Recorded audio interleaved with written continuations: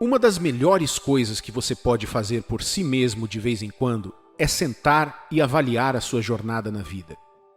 Às vezes, olhamos para trás apenas para as coisas que conquistamos ou deixamos de conquistar, as dores ou alegrias que vivemos, as pessoas que conhecemos e as que perdemos, entre muitas outras coisas. Mas há uma área que parece negligenciada com muita frequência: a saúde de nosso relacionamento com o Espírito Santo e como isso, em si, molda os resultados de nossa vida. Posso dar diferentes citações para destacar a importância do Espírito Santo na vida do cristão. Quando negligenciamos, isto é, o Espírito Santo, o cristão carrega pessoalmente o fardo dessa responsabilidade por si mesmo. Por exemplo, ele é o guia do cristão. Uma das coisas que Jesus disse que o Espírito faria na vida dos cristãos é nos guiar em toda a verdade. João, capítulo 16, versículo 13 diz: "Quando vier, porém, o Espírito da verdade, ele vos guiará a toda a verdade, porque não falará por si mesmo, mas dirá tudo o que tiver ouvido e vos anunciará as coisas que hão de vir." Você consegue se imaginar dirigindo em um novo ambiente sem alguém para guiá-lo ou um GPS para lhe dizer onde você está e para onde está indo? O resultado é que você vai se perder. Você lutará mais, gastará mais tempo e dinheiro do que gastaria se tivesse alguém para guiá-lo, um GPS, ou se conhecesse o terreno. O cristão nunca deve imaginar a vida por conta própria sem a ajuda do Espírito Santo. Você não concorda? Você não deve viver a vida sozinho. Você não deve lutar da maneira que tem feito até agora. Você não deve viver como se não tivesse ninguém, quando seu Pai é o monarca de todo o universo. Deus prometeu ajudá-lo. Isaías, capítulo 41, versículo 13 diz: "Porque eu, o Senhor teu Deus, te tomo pela tua mão direita e te digo: não temas, que eu te ajudo." Por que você precisa da ajuda de Deus? Você precisa da ajuda de Deus porque não pode viver sozinho por muito tempo. Você vai se desgastar com o tempo se tentar. Jesus deixou isso claro para seus discípulos quando disse: "Sem mim, nada podeis fazer." Precisamos dele, tanto quanto do ar que respiramos. Precisamos da ajuda de Deus da mesma forma que um galho precisa da árvore para sobreviver. Sem conexão com Deus por meio de seu Espírito, você e eu simplesmente morreremos como um galho quebrado. Tantos sofrimentos em sua vida teriam durado pouco se você tivesse deixado o Espírito Santo ajudá-lo. Deus prometeu ajudá-lo. Não importa com o que você esteja lidando agora, Deus providenciou a ajuda para você. A questão é, você está aproveitando essa ajuda? João capítulo 14, versículos 16 a 18 diz: "E eu rogarei ao Pai, e ele vos dará outro Consolador, a fim de que esteja para sempre convosco, o Espírito da verdade, que o mundo não pode receber, porque não o vê, nem o conhece. Vós os conheceis, porque ele habita convosco e estará em vós. Não vos deixarei órfãos, voltarei para vós outros." Veja, o mundo não pode ter ou tirar proveito da obra do Espírito Santo da mesma maneira que o cristão pode, pois eles não podem se conectar com ele. Para eles, Deus não é real, mas para o verdadeiro Filho de Deus, ele é. Ele é Deus vivendo em você, confortando, nutrindo, treinando, inspirando, fortalecendo, dirigindo e purificando você por dentro. Ele é Jesus Cristo em você, guiando-o até a linha de chegada. O Espírito Santo é a fonte do caráter da nova criatura em Cristo. Isso significa que qualquer transformação que você perceba em sua vida ou na vida de qualquer pessoa em Cristo Jesus é resultado da operação interior do Espírito Santo dentro dela. Quando o apóstolo Paulo estava dizendo que ele poderia fazer todas as coisas por meio de Cristo, que o fortalecia, do que ele estava falando? Como Jesus Cristo o estava fortalecendo? Ele estava trabalhando nos homens por meio de seu Espírito residindo neles. Então, enquanto ele viveu dentro de nós, estávamos conectados a Jesus e podemos receber tudo dele. Você precisa da ajuda do Espírito Santo para sobreviver à vida e sair vitorioso no final. Pare de lutar e deixe o Espírito Santo ajudá-lo. Com o que você está lutando em sua vida agora? Você está indo de uma decisão fracassada após a outra, sem saber o que fazer? Você tem mantido constantemente um rosto feliz por causa das pessoas, mesmo passando por uma vida de depressão? Você está sendo sobrecarregado por responsabilidades familiares ou crises em sua vida e desmoronando pouco a pouco, sem ter para onde ir? A Bíblia nos diz que nos últimos dias as trevas cobrirão a terra. Isaías capítulo 60, versículo 2 diz: Porque eis que as trevas cobrem a terra, e a escuridão os povos, mas sobre ti aparece resplendente o Senhor, e a sua glória se vê sobre ti. Hoje podemos ver essa escuridão mais do que nunca. Está em toda a mídia, é tudo sobre muitos casamentos, está em muitos governos e economias, está em muitos indivíduos e famílias. A escuridão neste contexto é qualquer coisa contrária à luz e contrária a Deus. Portanto, quando a Bíblia diz que cobrirá a terra, está nos dizendo que veremos muitas manifestações em diferentes formas. Todos os suicídios, vícios, divórcios, infidelidades, influências negativas de más companhias, problemas de raiva, tumultos e muito mais nas estatísticas de hoje podem ser atribuídos à tristeza e à depressão que oprimem indivíduos e famílias. Você pode estar ouvindo minha voz agora e lutando por sua vida sem que ninguém saiba disso. Você pode estar ouvindo minha voz enquanto contempla a melhor maneira de acabar com sua miséria tirando sua própria vida. Alguém pode estar planejando uma reunião social com amigos, encontros e serviços comunitários enquanto luta para respirar emocionalmente. Outra pessoa pode não ter nenhum desses problemas, mas ela só quer ser aceita do jeito que é, do jeito que Deus a fez, não do jeito que a sociedade quer que seja. Olha à sua volta. Algumas das pessoas que você rotula como más, porque escolhem arrogantemente um estilo de vida contrário a Deus e estão tentando forçá-lo a aceitá-las, não começaram isso porque sabiam que era a coisa certa a fazer. Elas só querem ser vistas. Elas querem ser ouvidas. Então, elas escolhem um estilo de vida muito barulhento. Claro, um estilo de vida que o diabo se aproveita para corromper e destruir. No entanto, quero que você veja que as lutas são reais e continuarão sendo se você não deixar o Espírito Santo te ajudar. Você pode dizer: não tenho nenhuma luta em minha vida. Eu sou melhor do que aqueles que o fazem. Eu não tenho nenhuma luta e, portanto, não preciso da ajuda do Espírito Santo. Cuidado para não se enganar. Ninguém pode sobreviver à maldade, ao caos e às lutas desta vida sem a ajuda de Deus. E a melhor forma de ajudá-lo é estar bem com você mesmo.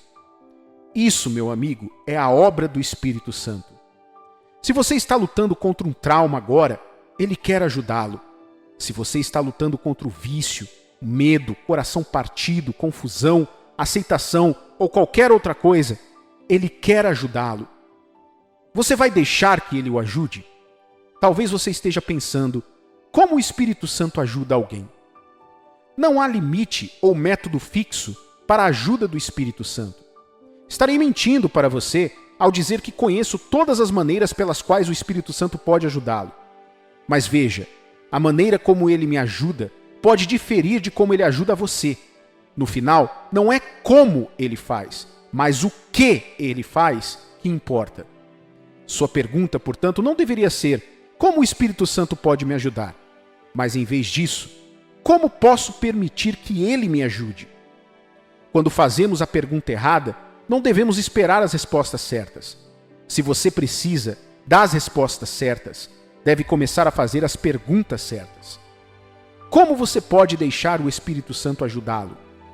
Você deve perceber que dar espaço ao Espírito Santo é dar à divindade um curso livre para assumir a sua situação. Creia que ele está com você, está disposto a ajudar e tem a capacidade de fazê-lo.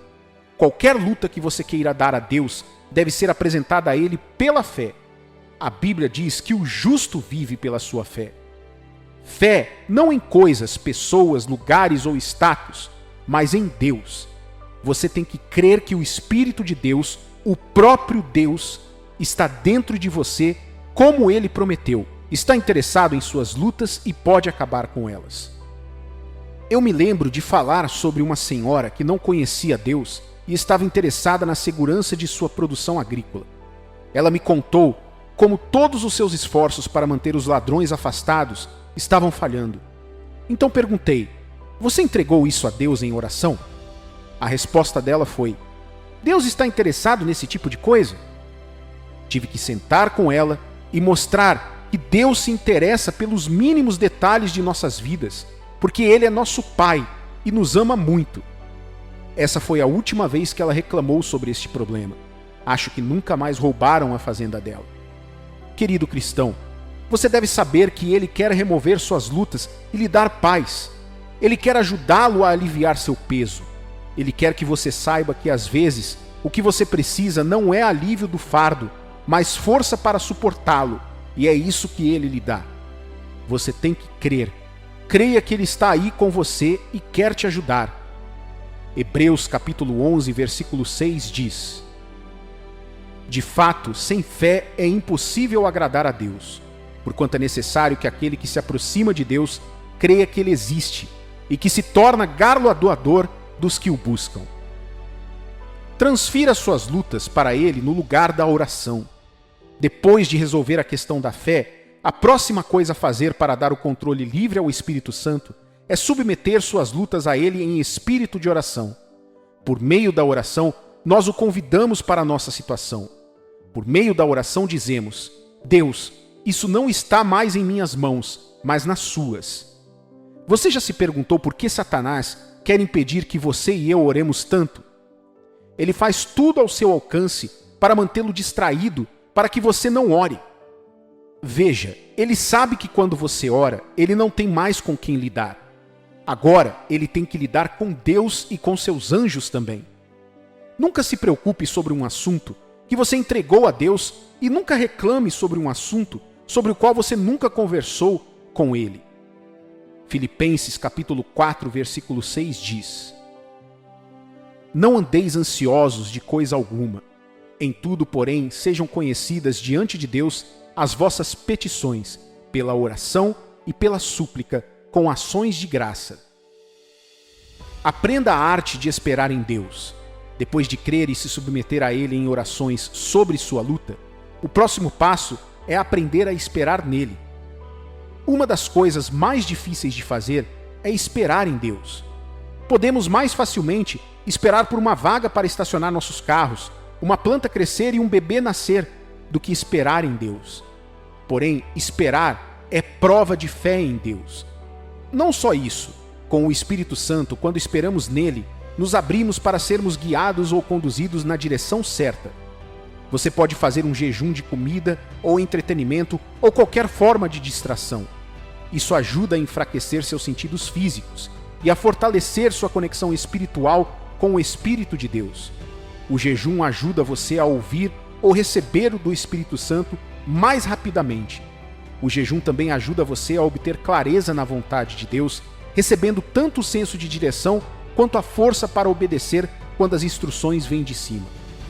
Muitas vezes confiamos mais em um terapeuta do que no Espírito Santo. No entanto, se você e eu pudermos começar a dar a Ele tanto tempo em oração e na palavra, jejuando, meditando, não permitindo que nossas emoções nos conduzam, teremos menos erros e mais testemunhos. Jó capítulo 14, versículo 14 diz: morrendo o homem, porventura tornará a viver? Todos os dias da minha luta esperaria até que eu fosse substituído. Por último, substitua suas preocupações por louvores. Esta é uma das maneiras mais subestimadas de permitir que o Espírito Santo o ajude. A história de Paulo e Silas na prisão e dos israelitas contra os 3 reinos que se levantaram contra eles é a prova de que quando você resolve louvar a Deus em meio às suas lutas, você automaticamente o introduz na situação e você se levanta acima delas. Já vi pessoas saírem de condições desfavoráveis e situações impossíveis com o poder do louvor. Membros de uma família tiraram seu irmão doente do leito enquanto louvavam a Deus por seu corpo fraco. Pessoas tiveram suas contas pagas depois de se trancarem a sós com Deus só louvando a Ele. O louvor é terapêutico. Ele tem um jeito de encher seu coração de alegria e paz na confiança, sabendo que Deus está no controle. Você sabe por que isso funciona em vez de murmurar e reclamar? Porque quando você louva, você anuncia a grandeza de Deus de suas obras. Ao declarar a grandeza daquele que está dentro de você, a alegria dele encherá seu coração e começará a trazer força. Ele tira sua atenção do problema e a coloca sobre si mesmo. E você sabe, quando Deus assume o seu problema, as mudanças acontecem. Ele pode tocar o coração de qualquer pessoa por sua causa. O Espírito de Deus pode alcançar qualquer pessoa e mudar qualquer situação a seu favor. Agora, o que você tem que fazer? Entregue sua vida a Ele. Você já lutou o suficiente. É hora de permitir que o Espírito de Deus lhe mostre a próxima coisa a fazer ao dar um passo para trás e vê-lo mudar as coisas para o seu bem.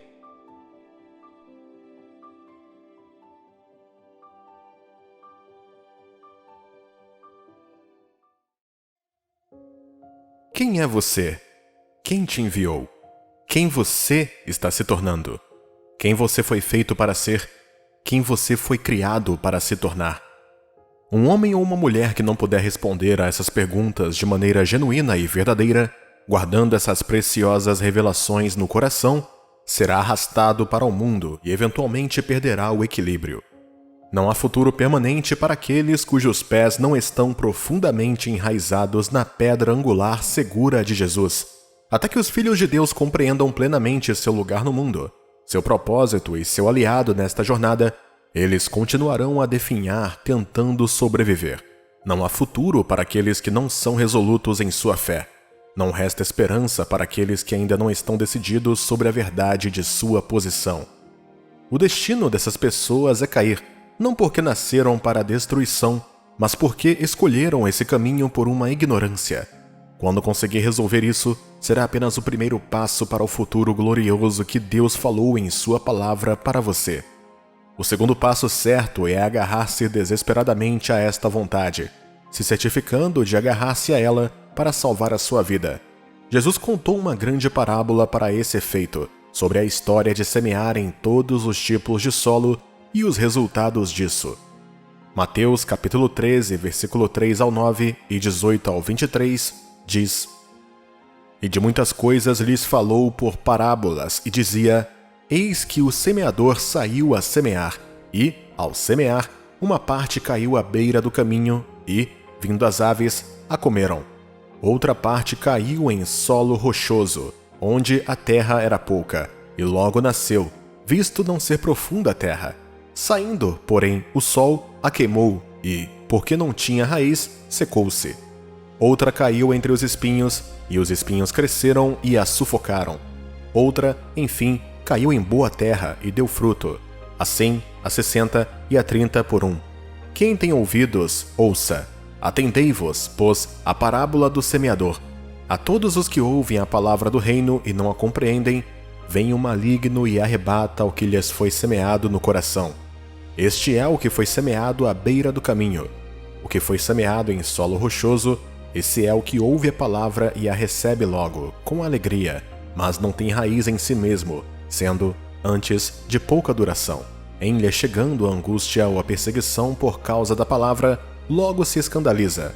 O que foi semeado entre os espinhos é o que ouve a palavra, porém os cuidados do mundo e a fascinação das riquezas sufocam a palavra, e fica infrutífera.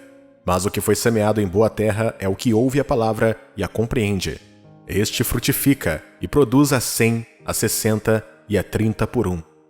A Bíblia é clara. Se você não quer se apegar de fato à verdade que recebeu de Deus sobre sua vida, sobre onde Ele planejou para você, sobre seu futuro glorioso com você, sobre sua identidade em Jesus Cristo e sobre o mal que procura enganá-lo, você perecerá. Você pode ser roubado se optar por permanecer ignorante de que temos um adversário. Uma ameaça muito real habita nas trevas com o objetivo de nos roubar a verdade necessária para nos levar à plenitude de nossa herança em Deus.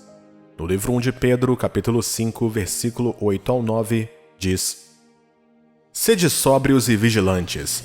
O diabo, Vosso adversário anda em derredor, como leão que ruge procurando alguém para devorar. Resisti-lhe firmes na fé, certos de que sofrimentos iguais aos vossos estão se cumprindo na vossa irmandade espalhada pelo mundo. Saiba disso em seu coração e fique em guarda, querido Filho de Deus. Mantenha-se vigilante, alerta e desperto, para que não seja arrebatado e perca a fé em Deus. Deus o conduziu ao caminho seguro da justiça, retidão e pureza.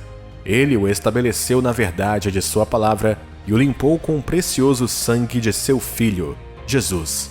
Ele também confiou em suas mãos as grandes e preciosas promessas de sua herança em Cristo. Tudo isso é seu, e só seu. Elas são completamente suas. Deus tem você no lugar exato para a sua vida agora. Permaneça firme nesta verdade. Recuse-se a ir para a ignorância e negligência no estudo e na busca da palavra de Deus. Uma verdade que você não conhece é completamente inútil para você. A verdade que você desconhece não existe e não pode servir ou ser aplicada na sua vida. O inimigo, o diabo, nosso adversário como filhos de Deus, é um ladrão. O objetivo dele é simples: matar, roubar e destruir o que Deus legalmente nos deu para assumir, desfrutar e usar como bem entendermos. Muitos cristãos estão sendo sitiados por todos os lados e roubados diariamente, e não estão cientes disso. Eles não sabem e estão condenados a serem derrotados mesmo sem saber. Atormentados por todos os lados, nada parece estar funcionando bem para eles. Nada parece estar dando certo. Infelizmente, eles se adaptaram a lidar com a dor e o sofrimento da perda constante com perseverança. Eles pensam que estão sendo provados por Deus, mas isso não é verdade. Eles não sabem que estão sendo fortemente usados. O diabo adora explorar a ignorância ao mais alto nível possível. Ele adora explorar o lugar vulnerável da ignorância nos filhos de Deus. Não ignore sua herança em Cristo. Se volte agora para a palavra de Deus e permaneça firme. Deus, através de seu Filho, falou no fundamento seguro que não pode ser abalado. Você precisa ouvir esta parábola de Jesus. Lucas, capítulo 6, versículo 47 ao 49.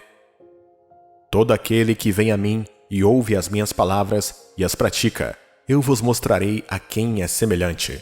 É semelhante a um homem que, edificando uma casa, cavou, abriu profunda vala e lançou alicerce sobre a rocha.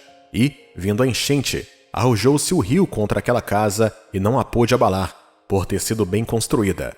Mas o que ouve e não pratica é semelhante a um homem que edificou uma casa sobre a terra sem alicerces, e, arrojando-se o rio contra ela, logo desabou.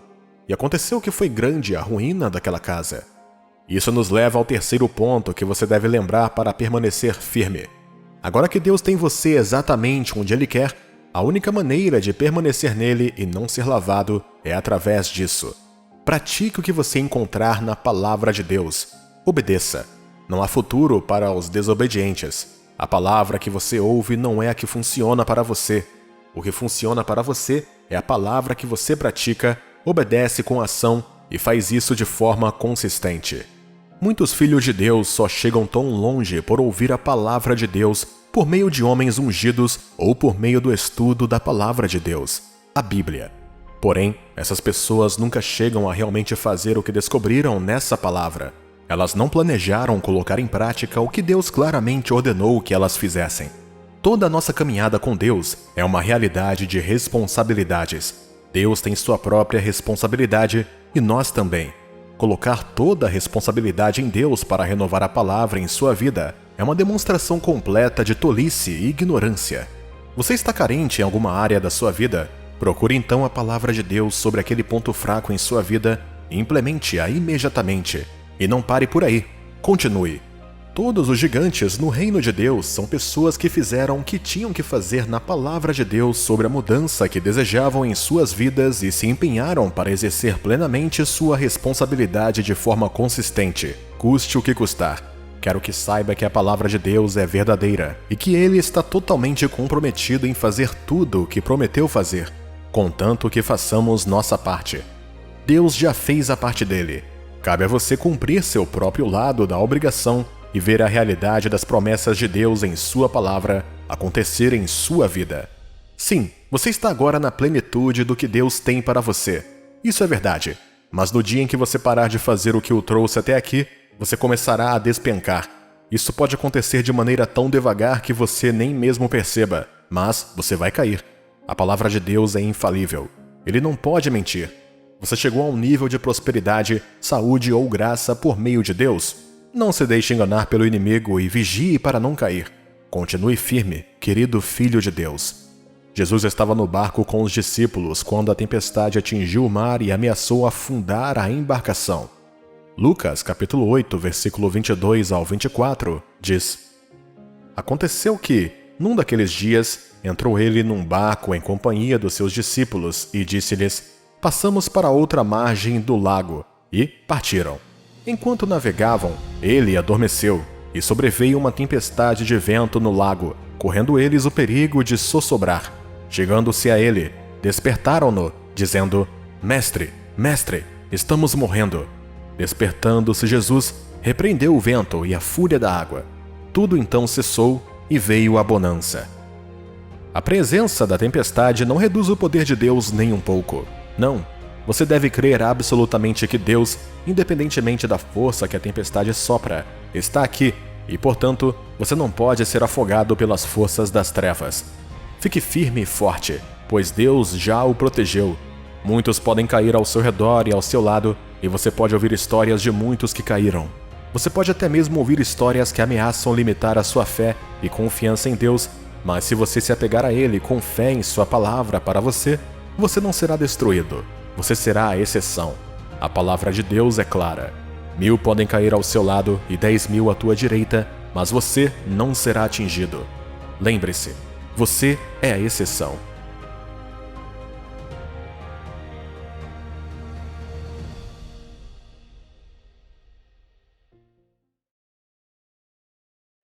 O que torna a fé cristã tão especial e sua caminhada com Deus tão incrível?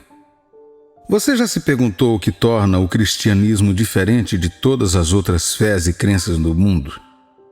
Bem, eu já fiz e adoraria compartilhar algo sobre o que ponderei. Em meus estudos percebi que a fé cristã é aquela em que temos acesso a Deus por meio de seu Espírito, tendo-nos reconciliado com Ele por causa do sacrifício de Jesus na cruz. Nascemos na própria família de Deus, feitos herdeiros de Deus e co-herdeiros com Cristo. Romanos capítulo 8, versículo 17 diz: Ora, se somos filhos, somos também herdeiros, herdeiros de Deus e co-herdeiros com Cristo. Se com Ele sofremos, também com Ele seremos glorificados. Somos feitos reis e sacerdotes para o nosso Deus. Apocalipse capítulo 5, versículo 10 diz: E para o nosso Deus os constituísse reino e sacerdotes, e reinarão sobre a terra.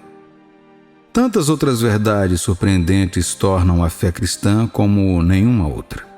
Antes da queda do homem no jardim, e finalmente do plano de redenção e restauração de Deus para a humanidade, havia um padrão de vida. No início, após a criação e colocação do homem no jardim, Adão recebeu a responsabilidade de cuidar do jardim do Éden e de tudo o que havia nele. Deus ordenou que a humanidade fosse frutífera e se multiplicasse, enchesse a terra e a subjugasse. O homem deveria dominar todas as coisas vivas, os peixes no mar, as aves no ar e todos os animais na terra. E isso não era tudo. Deus também deu ao homem toda a vegetação como alimento. O homem tinha tudo o que precisava, porém ainda havia mais. Deus deu ao homem a sua presença. A voz de Deus andava no jardim no frescor do dia e tinha comunhão com ele. O homem era o ápice da criação de Deus e o centro da atenção dele, e desfrutava da comunhão com Deus diariamente. Adão foi criado para ser um Deus na terra porque foi criado à imagem e semelhança de Deus. Outros animais foram feitos segundo sua própria espécie. O homem foi feito para reinar na terra como Deus reinou no céu. O capítulo 3 de Gênesis nos dá o relato de como o homem caiu. O homem caiu da glória e cedeu autoridade e domínio ao diabo quando ouviu o engano da serpente. Isso aconteceu quando o homem comeu a fruta que foi ordenado a não comer. O homem tornou-se mortal, insensível a Deus, eternamente separado de seu Criador e condenado à morte. O homem perdeu sua casa, o jardim, seu trabalho, que era cuidar do jardim e tudo o que havia nele, e seu propósito, que era frutificar e multiplicar, reabastecer e subjugar, dominar e ter autoridade e reinar sobre todas as coisas. Deus, que é misericordioso, compassivo e bondoso, concebeu um plano através do qual o homem poderia ser restaurado de volta ao seu lugar original e tornar-se amigo e parceiro de Deus novamente. O plano de Deus era pagar pelos pecados do homem para que o homem ficasse livre da condenação eterna. O amor de Deus o compeliu a enviar seu Filho para ser o sacrifício expiatório e morrer, para que a vida eterna pudesse ser disponibilizada. O homem pudesse ser restaurado à glória e desfrutar desse fluxo incessante de comunicação, relacionamento e parceria com seu Criador e fonte, assim como costumava ser no jardim. A reconciliação e a restauração do homem tornaram possível não apenas que a voz do Senhor viesse e tivesse comunhão com o homem, ou que o Espírito Santo viesse sobre o homem, como aconteceu com os profetas do passado. Graças à obra expiatória de Jesus na cruz, o homem se tornou em habitação adequada para o Espírito Santo. Você e eu agora podemos acolher o Espírito Santo e ceder diariamente a ele por causa da obra de Cristo no Calvário. Efésios capítulo 1, versículo 13 diz: em quem também vós, depois que ouvirdes a palavra da verdade, o evangelho da vossa salvação, tendo nele também crido, fostes selados com o Santo Espírito da promessa. Se você crê que Jesus é o Filho de Deus e morreu para salvá-lo da condenação eterna, então você tem a salvação e foi selado com o Espírito Santo da promessa. Creia nisso. Quando recebemos a Cristo Jesus, nosso espírito, que herdou a morte de Adão, é trazido de volta à vida. Como isso acontece? O próprio Jesus vem a você através do Espírito Santo. Quando ele vem, a vida vem e você é reavivado. Mas muito mais do que isso, você se torna a morada de Deus.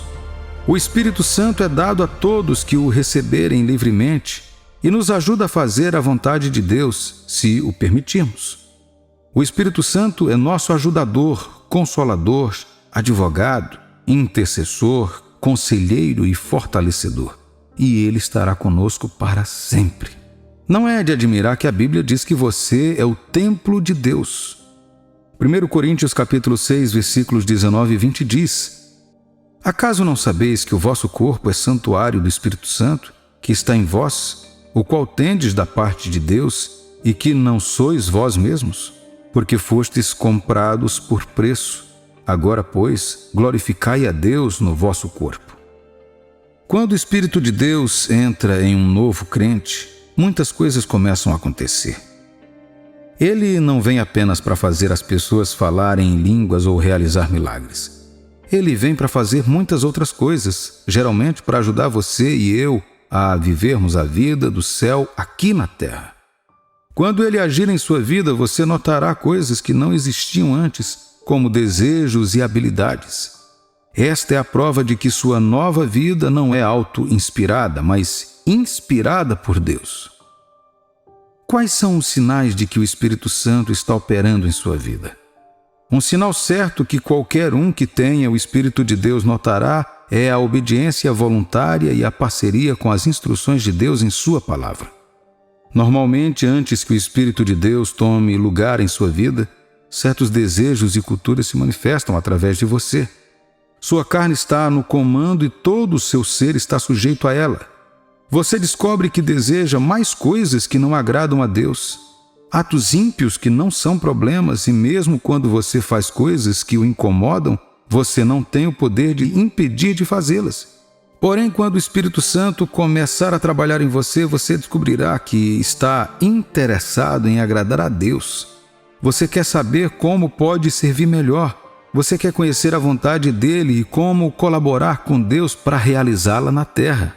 À medida que o Espírito Santo trabalha em você, ele substitui seu coração rebelde por um espírito mais zeloso.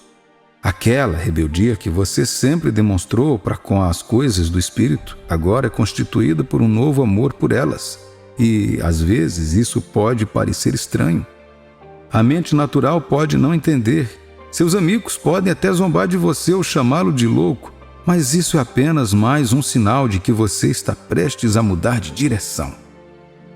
Mentes carnais não podem entender coisas espirituais, e uma pessoa espiritual deve fazer amizade com pessoas espirituais. Então, quando você vê essa mudança em sua vida, saiba que você não é um estranho. O Espírito Santo está trabalhando em sua vida. Ele está afetando seus desejos e mudando sua personalidade. Ele está tocando suas escolhas e transformando sua vida a cada momento. Outro sinal da obra do Espírito Santo é que você notará certos dons espirituais trabalhando em você. 1 Coríntios capítulo 12, versículos 6 a 11 diz: E há diversidade nas realizações, mas o mesmo Deus é quem opera tudo em todos. A manifestação do Espírito é concedida a cada um visando a um fim proveitoso, porque a um é dada, mediante o Espírito, a palavra da sabedoria, e a outro, segundo o mesmo Espírito, a palavra do conhecimento. A outro, no mesmo Espírito, a fé. E a outro, no mesmo Espírito, dons de curar. A outro, operações de milagre. A outro, profecia. A outro, discernimento de espíritos. A um, variedade de línguas. E a outro, capacidade para interpretá-las. Mas um só e o mesmo Espírito realiza todas estas coisas, distribuindo-as como lhe apraz a cada um individualmente. Outro dos meus versículos favoritos para apoiar isso é 1 Samuel capítulo 10, versículo 6, que diz: O Espírito do Senhor se apossará de ti e profetizarás com eles, e tu serás mudado em outro homem. É isso.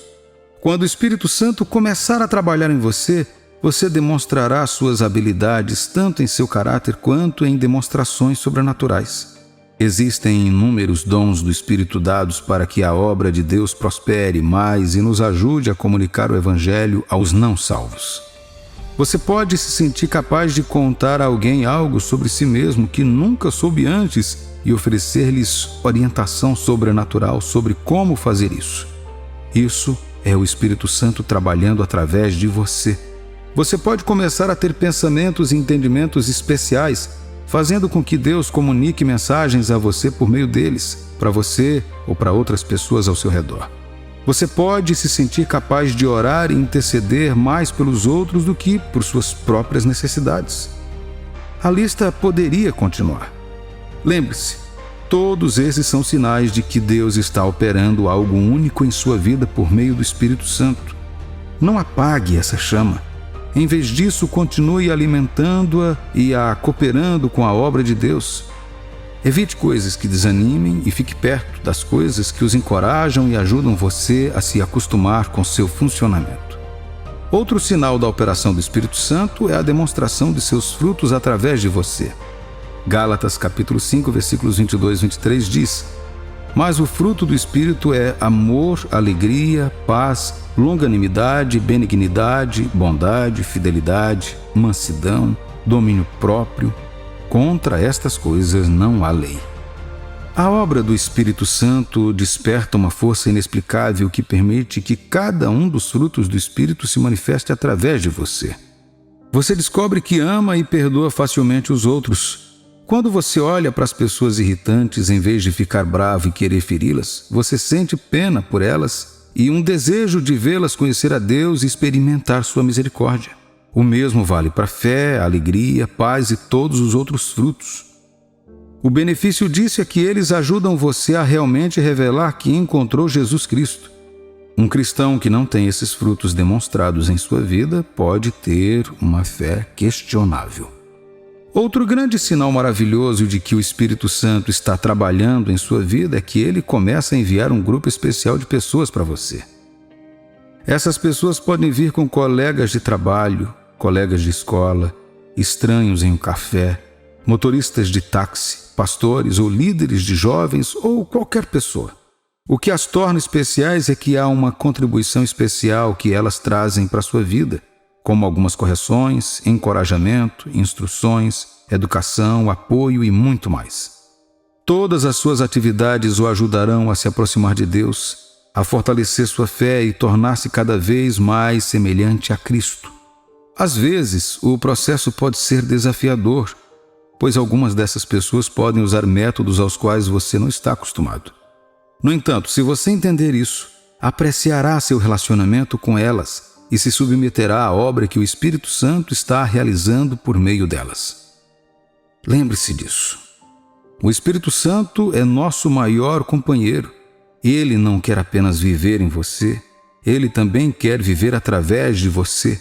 E para que ele faça isso, ele tem que operar como um cirurgião e tirar algumas coisas e colocar outras no lugar. Qualquer um que permite que Deus faça o que ele quer torna-se cada vez melhor.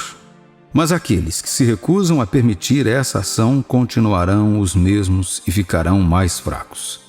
Eu o encorajo a pedir ao Espírito Santo não apenas para entrar em seu coração, mas também ensiná-lo a reconhecer seu trabalho interno em sua vida, bem como a graça de cooperar com ele enquanto Deus faz o que é melhor em você e para você.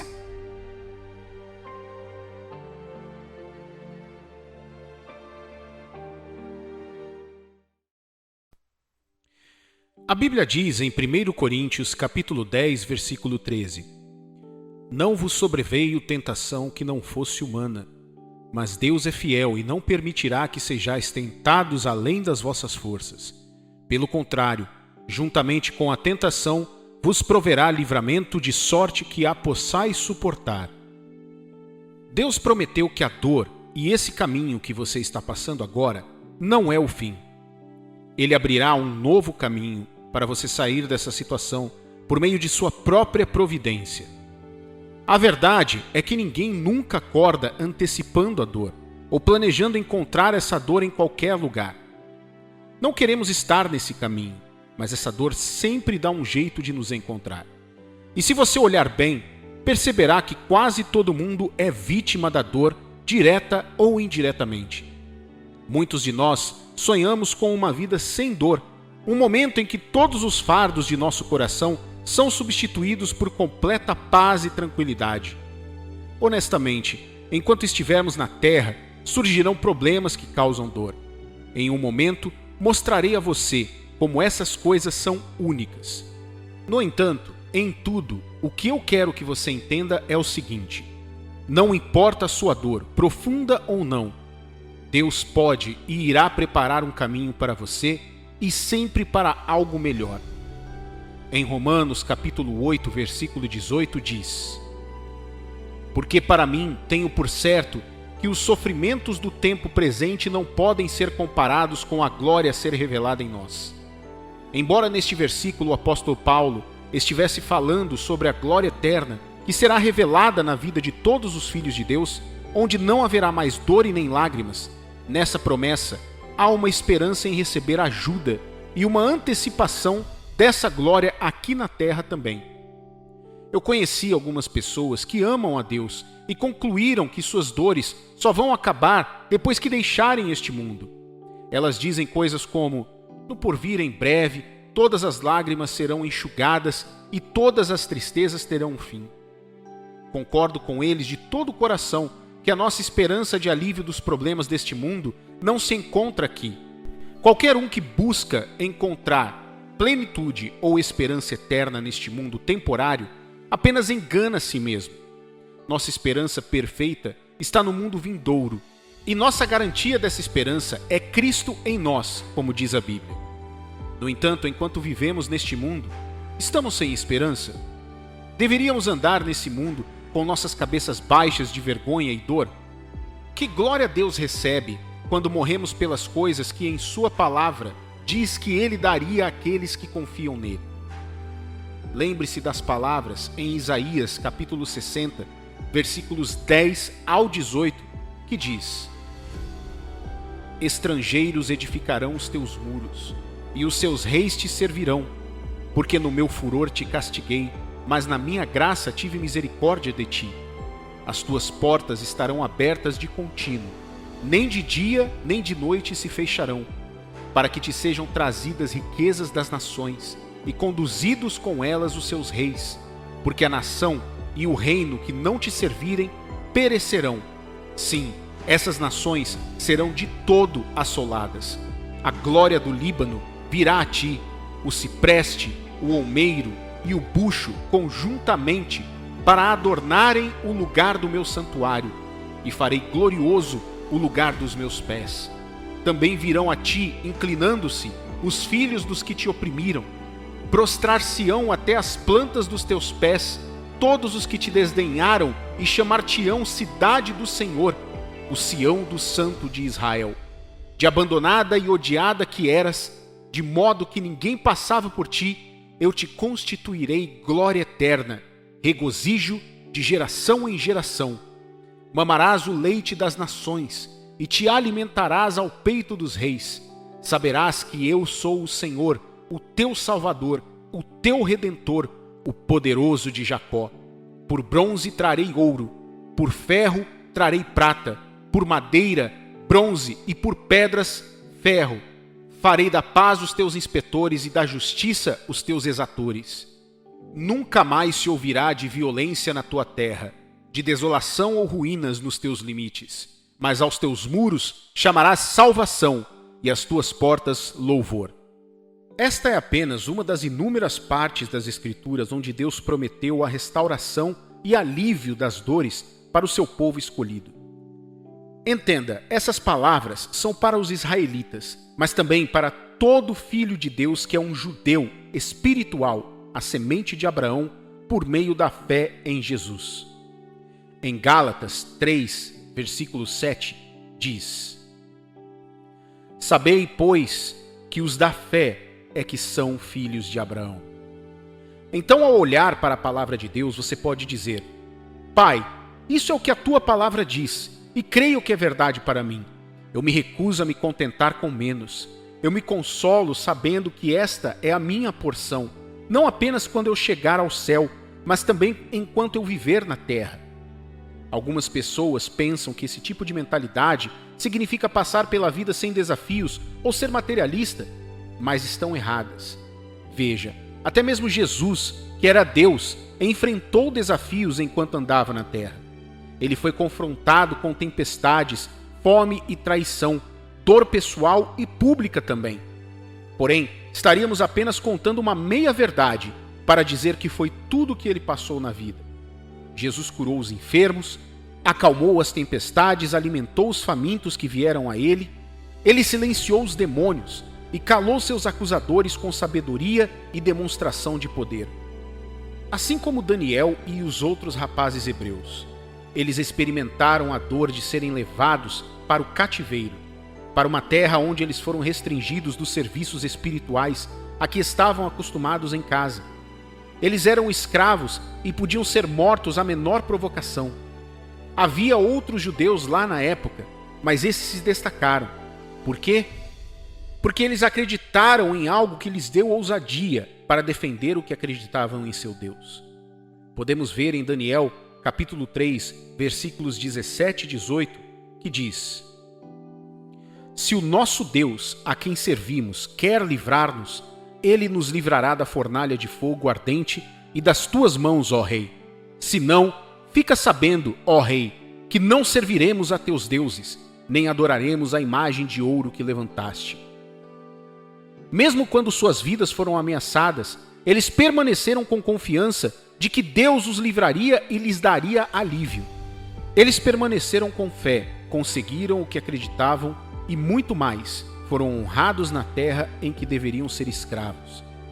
Pense nos outros cristãos lá na Babilônia. Talvez eles tenham cantado como muitos estão cantando hoje: um dia a libertação e o jubileu chegarão e então seremos livres. Eles estão certos, são ainda filhos de Deus e seriam salvos no dia do jubileu e no final de tudo, mas teriam perdido a oportunidade de ver Deus transformar as suas dores em testemunhos, mesmo em meio a tribulações. Esther governou como rainha onde ela deveria ser uma escrava. José governou o Egito, onde era estrangeiro, escravo e ex-prisioneiro. Davi foi feito injustamente um fugitivo em sua própria terra, mas passaria de fugitivo a rei de toda a nação de Israel. Eu poderia continuar citando vários exemplos para você, como Deus abriu um caminho para eles através de suas dores, mas acredito que essas são evidências suficientes para encorajá-lo de que Deus o está lembrando de acreditar nele para receber esse alívio. As dores são o resultado de muitas coisas: decepções, fracassos, mágoas, perdas, traumas, doenças. Você não pode descrever a dor para uma mãe que acabou de perder o seu filho, ou para uma vítima de um relacionamento abusivo, um desempregado de longa data, que não conseguiu o emprego dos seus sonhos e assim por diante. Essas pessoas conhecem a dor por meio de suas experiências. Que esperança você pode encontrar em sua dor, longe de Deus? Muito pouco. A verdadeira esperança está em saber que não importa o que foi perdido, o que você está passando, o que foi quebrado, Deus usará tudo isso para abrir uma saída para você. Sabemos que algumas coisas podem ser difíceis de colocar em palavras ou de explicar. Porém, como Sadraque, Mesaque e Abidnego, você precisa chegar ao ponto de confiar em quem Deus é e em seu amor por você para dizer: sei que perdi ou estou perdendo algo agora, mas eu creio em seus bons planos para mim. Posso não saber como as coisas vão acontecer. Pode até parecer que está ficando tudo pior, mas não vou deixar de confiar em Deus. Ele sabe o que é melhor e Ele virá por mim. Em Jó, capítulo 13, versículo 15, diz: eis que me matará, já não tenho esperança, contudo, defenderei o meu procedimento. Do ponto de vista da realidade, podemos dizer que Jó conhecia a dor mais do que o ser humano comum. Querido amigo, você não precisa ceder à pressão ou às dores como fazem os filhos do mundo. Não. Fique firme, tenha fé. A Bíblia nos diz que Deus abre um caminho e rios no deserto.